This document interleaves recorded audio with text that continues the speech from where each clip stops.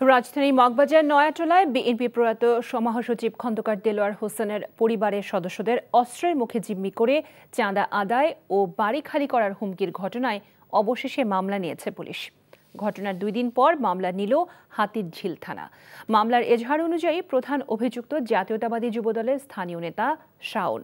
ভুক্তভোগী পরিবারের আত্মীয়ের অভিযোগ, ঘটনার মূল কারণ মূলত সম্পত্তি সংক্রান্ত বিরোধ। আরও জানাচ্ছেন নাহিদ প্রিন্স।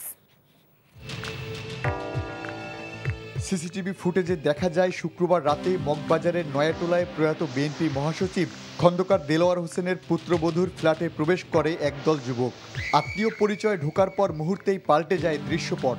তার বাইশটা যদি আসে, এখন আইসা বলে আমি ফুবুর সাথে দেখা করব, এরা আমার লোক, এরা কথা বলবে, তাইলে আমরা গার্ডেরা কি বলতে পারি? ছেলে বলে ছিল 3 জন, তারপরে ফোন করে আরো লোক কানছে। এরপর পরিবারের সদস্যদের উপর শুরু হয় ভয়ভীতি ও চাপ। স্থানীয় যুবদল নেতা শাওন কোমর থেকে অস্ত্র বের করে ভয় দেখান, দাবি করেন 1 লাখ টাকা চাঁদা। অভিযোগ, পরদিন ব্যাংক থেকে টাকা তুলে দেয়া হয় অভিযুক্তদের হাতে। পরে জোর করে স্বাক্ষর নেওয়া হয় 20,000 টাকার একটি চেকে।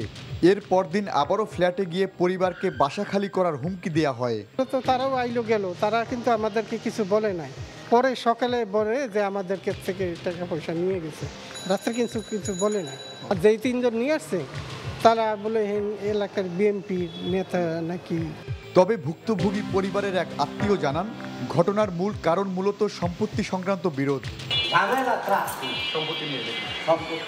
নাহলে মনে করেন মগবাজারে এমন মগবাজার না ঢাকা সিটি এমন কোনো রংবাদ বা এমন কোনো মাল লাল নাই আমার বাড়ির সীমানায়। আমি তো জানি। এমন ঘটনায় হাতিরঝিল থানার ওসি জানান, সিসিটিভি ফুটেজ বিশ্লেষণ করে অভিযুক্তদের শনাক্ত করা হয়েছে।